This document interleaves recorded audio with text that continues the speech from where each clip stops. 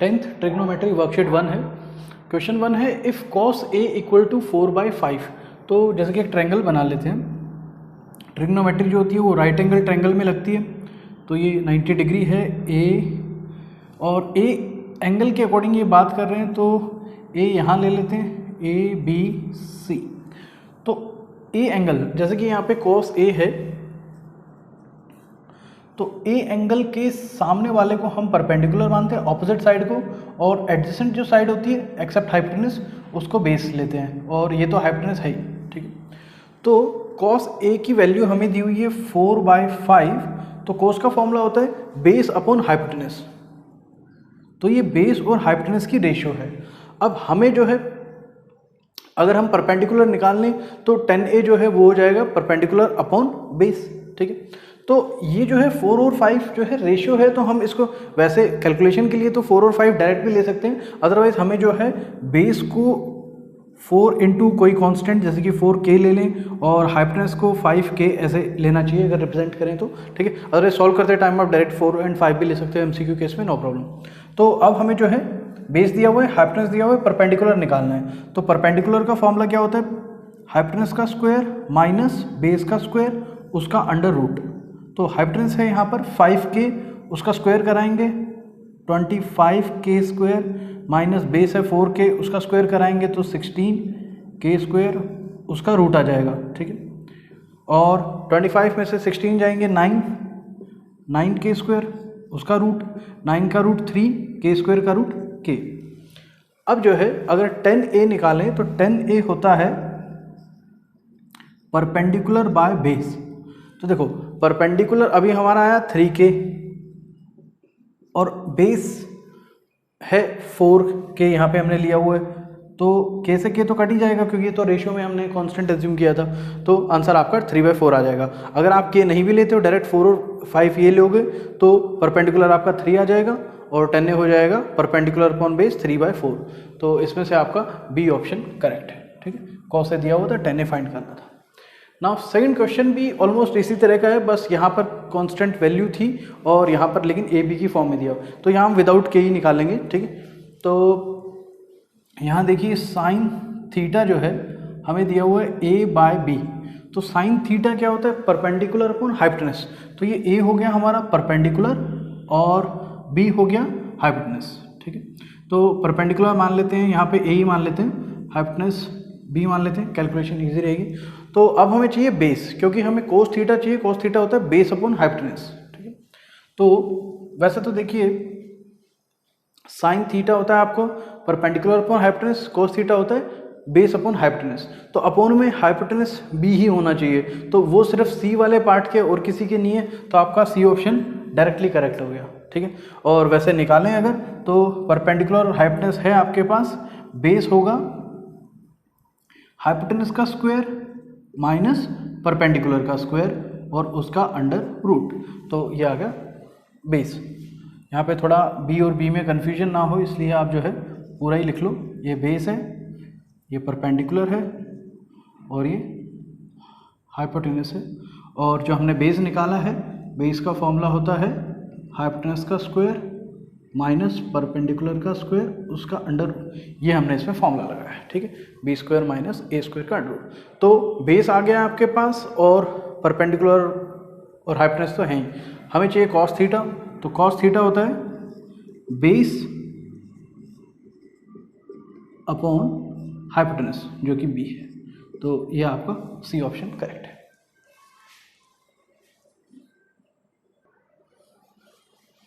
Next question है if x cos A equal to 8। x cos A equal to 8 है। x को नीचे ही भेज सकते हैं, cos A हो जाएगा आपका 8/x, and 15 cosecant A equal to 8 secant A। 15 cosecant A equal to 8 secant A, ये गिवन है हमें। Then the value of x, ये x की वैल्यू फाइंड करनी है। तो देखिए पहले तो इससे हम रेशियो निकालते हैं, उसके बाद उसको इसमें पुट कराएंगे, x की वैल्यू आ जाएगी। तो देखिए 15, और कॉसिकेंट को हम क्या लिख सकते हैं 1/sin थीटा। तो ये 1 बाय साइन ए हो जाएगा, और 8 और सेकेंड को क्या लिख सकते हैं 1 बाय कॉस ए। ठीक है, तो नाउ अगर ये कॉस ए इधर आ जाए और ये 15 उधर भेज दें, कॉस ए इधर आएगा, कॉस ए बाय साइन ए हो जाएगा, इक्वल टू ये 15 नीचे जाएगा 8 बाय 15। कॉस बाय साइन होता है cot A, equal to 8 by 15, और कॉट थीटा जो है टेन थीटा का उल्टा होता है, टेन थीटा होता है परपेंडिकुलर बाय बेस, ये है बेस अपॉन परपेंडिकुलर, तो ये होता है बेस और परपेंडिकुलर की रेशियो। तो बेस और परपेंडिकुलर की रेशियो, यहाँ पे कॉस थीटा होता है बेस और हाइपोटेनस की रेशियो। यहाँ से आपको बेस तो लग रहा है कि बेस की रेशियो तो 8 है, हमें मेनली जो है हाइपोटेनस चाहिए, क्योंकि ये होता है बेस और हाइपोटेनस की रेशियो। ठीक है, तो अगर हम बेस को 8 और परपेंडिकुलर को 15 ही मान के चलें तो हाइपोटेनस निकालते हैं। तो हाइपोटेनस होगा परपेंडिकुलर का स्क्वायर, परपेंडिकुलर बेस दोनों के स्क्वायर का सम, उसका अंडर रूट। तो 8 का स्क्वायर हो गया 64, 15 का होता है 225, सम कराएंगे तो ये 289 का अंडर रूट होता है 17। ठीक है, तो नाउ यहाँ बेस और हाइपोटेनस की रेशियो चाहिए। बेस आपका 8 है, हाइपोटेनस 17 है, तो ये हो जाएगा 8 बाय 17, और इधर है 8 बाय x, तो 8 से 8 कैंसिल, क्रॉस मल्टीप्लाई करेंगे, x आ गया आपका 17। ठीक है, तो ये सी पार्ट हमारा करेक्ट है। Next question, in a triangle P Q R 90 degree at Q. तो एक ट्रायंगल बना लेते हैं पी क्यू आर, और क्यू एंगल 90 डिग्री है। पी क्यू जो है वो दिया हुआ है 10 सेंटीमीटर। ठीक है, और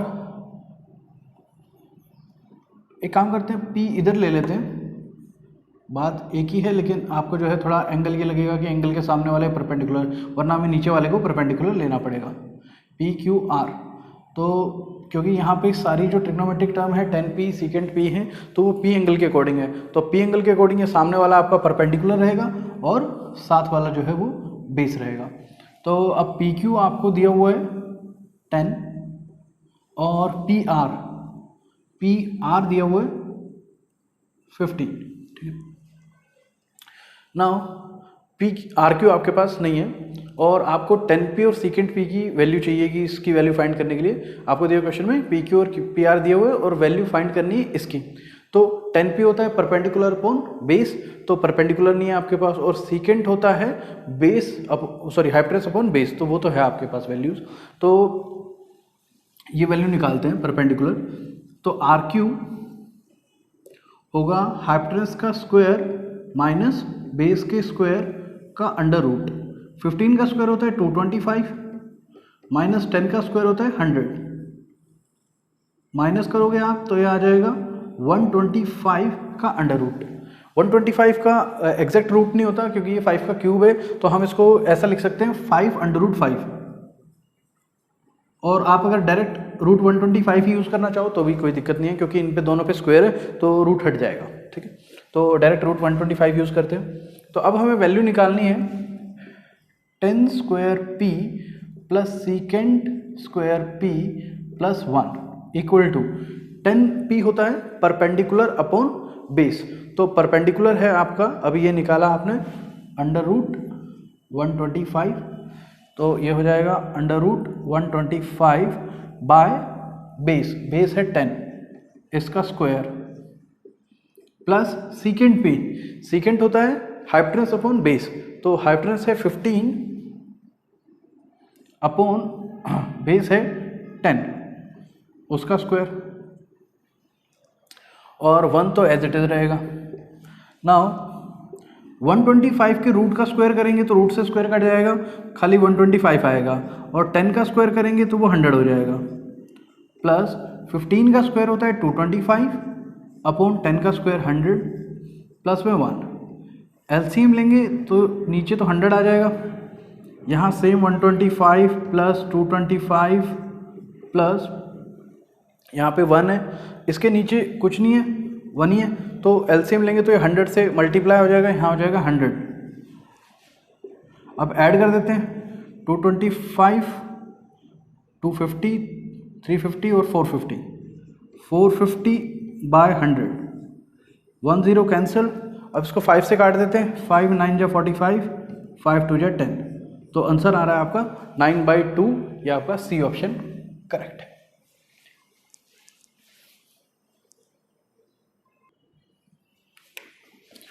नेक्स्ट क्वेश्चन है, in triangle A B C if A B equal to B C and B equal to 90 degree. तो जैसे एक ट्रायंगल बना लेते हैं,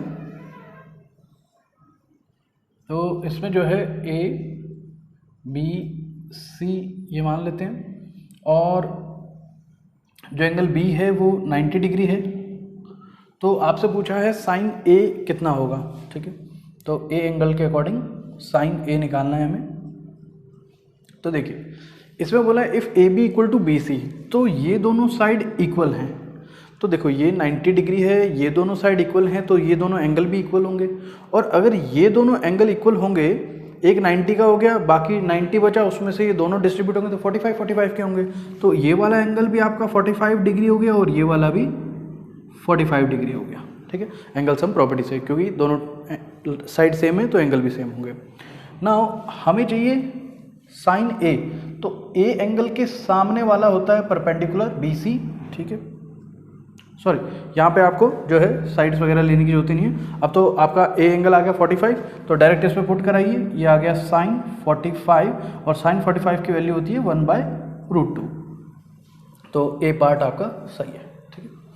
और इस वाले में अगर देखें, in triangle A B C if A B is equal to 2 times of B C, और एंगल बी जो है वो 90 डिग्री है, then the value of secant A चाहिए हमें, ठीक है। तो अब देखिए ए बी इक्वल टू 2BC दिया हुआ है, ए बी इक्वल टू 2BC, तो हम BC को अगर इधर लाएं तो A B by B C हो जाएगा 2/1, ठीक है। तो ए बी और बी सी की रेशियो है 2:1, ए बी आपका हो गया 2 और बी सी 1, या आप जो है कोई कांस्टेंट साथ में लेना चाहें तो वो ले सकते हैं, जैसे यहाँ पे 2K ले लो और ये 1K ले लो। अभी रफली कर रहे हैं MCQ में, तो डायरेक्ट 2 और 1 ही ले लो। तो अब जो है आपको हाइपोटेनस फाइंड करना पड़ेगा AC, तो AC होगा under the root of 2² plus 1², 2 का स्क्वायर 4 प्लस 1 5, तो ये आ गया √5। तो ये वाली वैल्यू आप √5 मान लीजिए। अब देखो सीकेंट ए, तो ए एंगल के अकॉर्डिंग देखना है हमें। सीकेंट ए का फॉर्मूला होता है हाइपोटेनस अपॉन बेस, तो हाइपोटेनस तो यही रहेगा √5, लेकिन बेस होगा एंगल की एडजेसेंट साइड, सामने वाली होती है परपेंडिकुलर और एडजेसेंट वाली होती है बेस, ठीक। तो बेस ये आपकी 2 आ गई अपॉन में, ठीक है। तो सीकेंट ए है आपका √5/2, सी पार्ट जो है आपका करेक्ट है।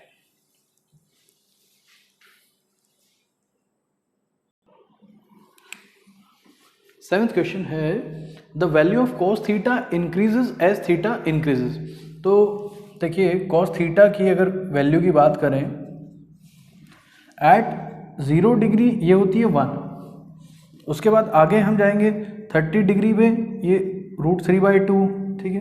देन 45 डिग्री 1/√2, 60 डिग्री 1/2 और 90 डिग्री पे 0 हो जाती है, ठीक है। तो अगर हम इसमें देखें तो वैल्यू जो है, ये वैल्यू इससे कम होती है, ये इससे कम होती है, ये इससे कम है, और 0 इन सब से कम है।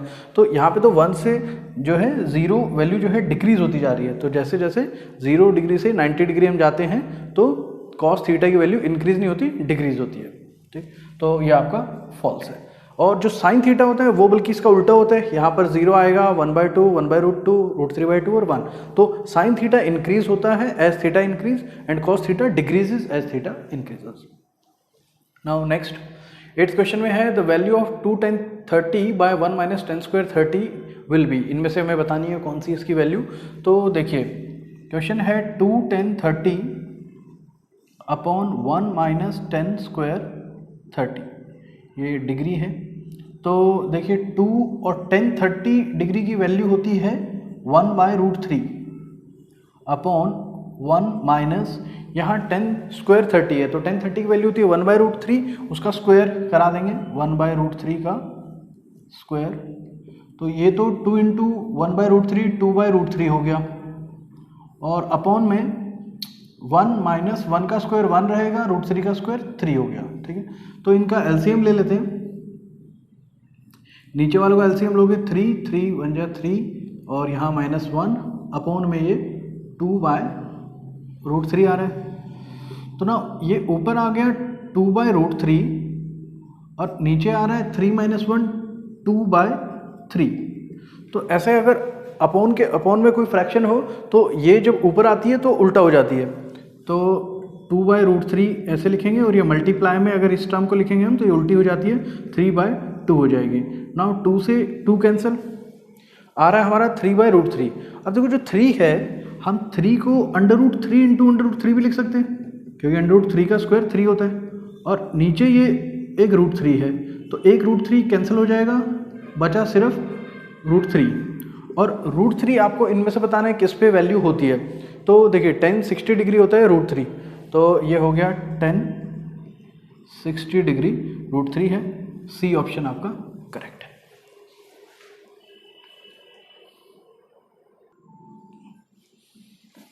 नेक्स्ट क्वेश्चन है, if tan theta plus 1/tan theta equal to 2 है, then value of cosec theta हमें बतानी है। तो देखिए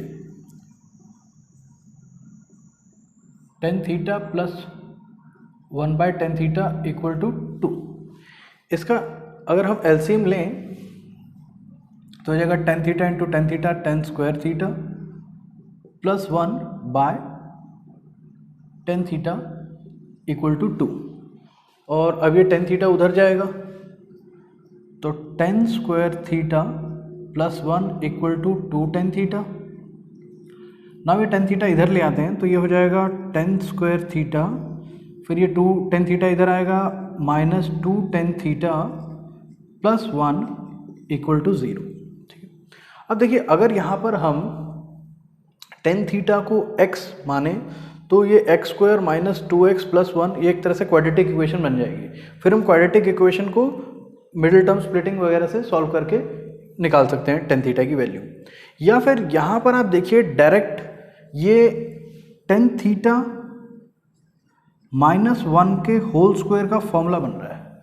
देखो tan थीटा -1 स्क्वायर का होल स्क्वायर खोलेंगे tan स्क्वायर थीटा हो जाएगा, 1 का स्क्वायर 1 ही होता है, और माइनस में 2 into tan theta into 1 -2 tan theta. ठीक है, तो यहाँ पे हमने इसको इस आइडेंटिटी से कन्वर्ट कर दिया, tan थीटा -1 का होल स्क्वायर ये है, इक्वल टू में 0 ही है। अब स्क्वायर उधर जाएगा, अंडर रूट होगा। ठीक है, 0 का रूट 0 ही होता है, यह आ गया tan थीटा -1 उधर भेजेंगे तो tan थीटा इक्वल टू 1 हो गया। अब देखिए tan थीटा 1 कब होता है, tan थीटा 1 होता है tan 45 डिग्री पे, तो इसका मतलब थीटा जो है वो हमारा यहाँ पर 45 डिग्री है। ठीक है, तो अब हमारा थीटा आ गया है, हमें चाहिए कॉसिकेंट थीटा की वैल्यू। तो कॉसिकेंट थीटा की वैल्यू 45 है, तो कॉसेक 45 की वैल्यू हमें चाहिए। ठीक है, कॉसिकेंट 45 होता है √2, तो कॉसिकेंट 45 √2, तो ये आपका सी ऑप्शन करेक्ट है। ठीक,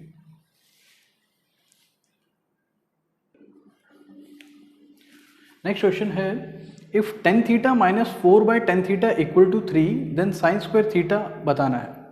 तो ये भी पिछले क्वेश्चन की तरह ही है almost, tan theta -4/tan theta equal to 3 है, तो इसका भी हम एलसीएम लेंगे, ये 10 into 10 tan square theta -4/tan theta equal to 3, ये tan थीटा उधर जाएगा, tan square theta -4 equal to 3 tan theta, 3 tan theta इधर आएगा, tan स्क्वायर थीटा के बाद लिख लेते हैं इसको, -3 tan थीटा -4 इक्वल टू 0।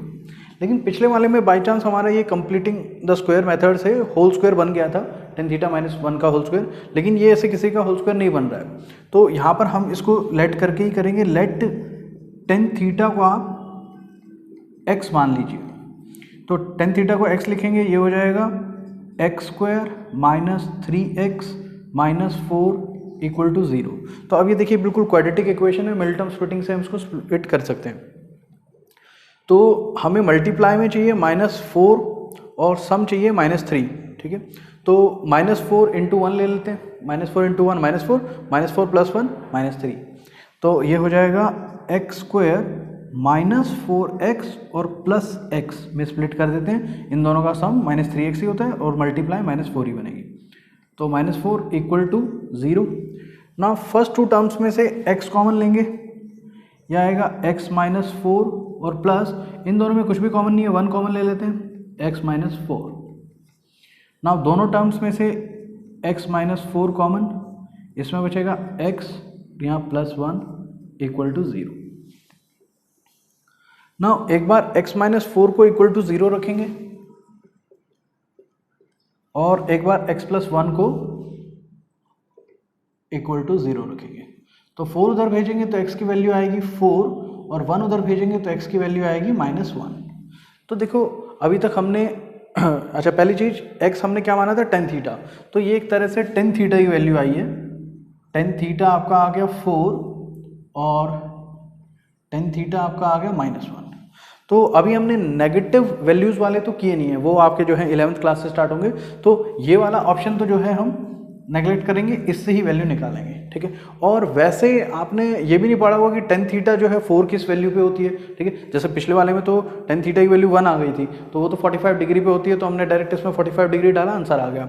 लेकिन यहाँ हमें नहीं पता tan थीटा 4 किस पे होता है। तो दूसरा तरीका हम कर सकते हैं, इसको परपेंडिकुलर बाय बेस वाले मेथड से sin थीटा में कन्वर्ट कराएंगे। तो 4 के अपॉन में कुछ नहीं है, अपॉन में 1 मान लेते हैं। तो tan थीटा होता है परपेंडिकुलर बाय बेस। तो परपेंडिकुलर आपका 4 हो गया, बेस 1 हो गया, डायरेक्ट हाइपोटेन्यूज निकालते हैं। 4 का स्क्वायर प्लस 1 का स्क्वायर उसका रूट, 4 का स्क्वायर 16 प्लस 1 17 का अंडर रूट। हाइपोटेन्यूज आ रहा है आपका √17। अगर आप के रेशियो लगाएंगे तो √17 के आ जाएगा, ठीक है। तो नाउ हमें चाहिए साइन स्क्वायर थीटा। तो पहले साइन थीटा लिखते हैं, कितना होगा। साइन थीटा होता है परपेंडिकुलर बाय हाइपोटेन्यूज। परपेंडिकुलर है 4 और हाइपोटेन्यूज है ये √17। अब स्क्वायर करा देते हैं दोनों साइड। तो sine square theta equal to 4 का स्क्वायर 16 बाय √17 का स्क्वायर हो जाएगा 17। तो ये आपका 16/17 आंसर आ रहा है, जो कि सी पार्ट करेक्ट है।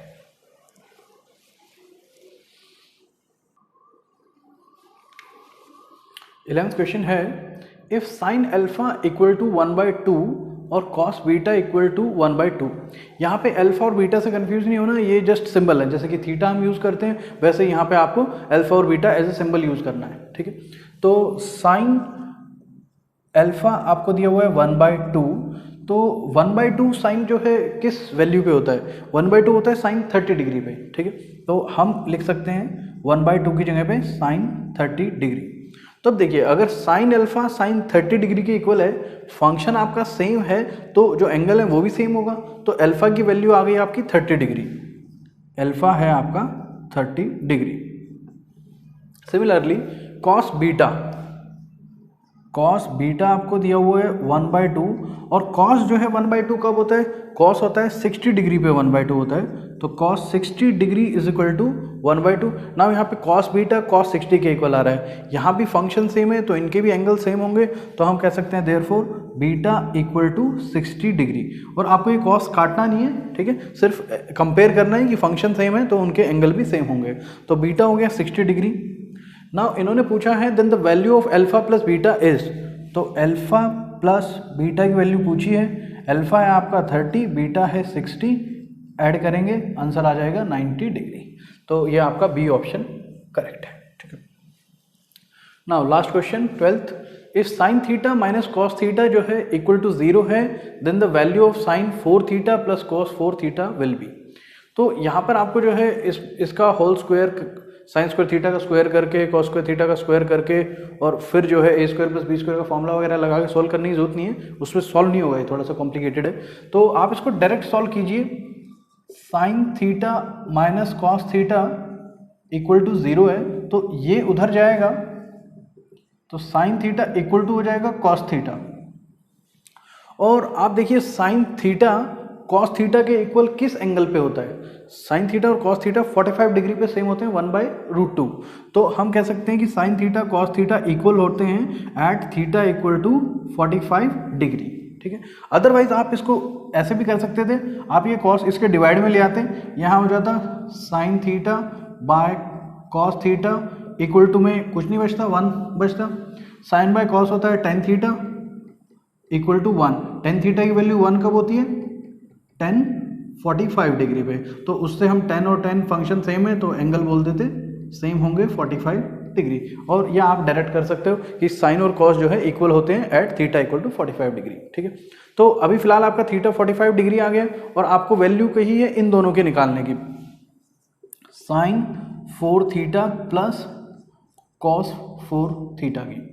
तो साइन थीटा, थीटा की जगह 45 डालेंगे, साइन 45 की पावर 4 प्लस कॉस 45 डिग्री की पावर 4। इस पावर 4 को आप जो है होल पावर 4 में भी लिख सकते हो, एक ही बात है। नाउ साइन 45 होता है 1/√2, होल पावर 4 है, हम उसे स्क्वायर और स्क्वायर में भी ब्रेक कर सकते हैं कि एक बार स्क्वायर बोल दें फिर स्क्वायर बोल दें। ठीक है, सिमिलरली हेयर cos 45 भी 1/√2 होते हैं, एक बार स्क्वायर करा देते हैं फिर बाद में स्क्वायर करा लेंगे। तो देखिए 1/√2 का स्क्वायर कराओगे, 1 का स्क्वायर होता है 1 और √2 का स्क्वायर 2, अभी एक स्क्वायर और रहता है तो 1 का स्क्वायर 1/√2 का स्क्वायर 2, एक और स्क्वायर। ना 1/2 का स्क्वायर कराओगे तो 1 का स्क्वायर 1, 2 का स्क्वायर 4 और यहाँ 1 का स्क्वायर 1, 2 का स्क्वायर 4, 1/4 और 1/4 ऐड करोगे तो 2/4 आ जाएगा और 2/4 को कट करोगे तो 1/2 आ जाएगा। ये आपका आंसर आ रहा है 1/2 बी पार्ट। ये हो गई आपकी वर्कशीट 1 कंप्लीट। इसकी जो क्वेश्चंस की पीडीएफ है वो आप डिस्क्रिप्शन से डाउनलोड कर सकते हैं।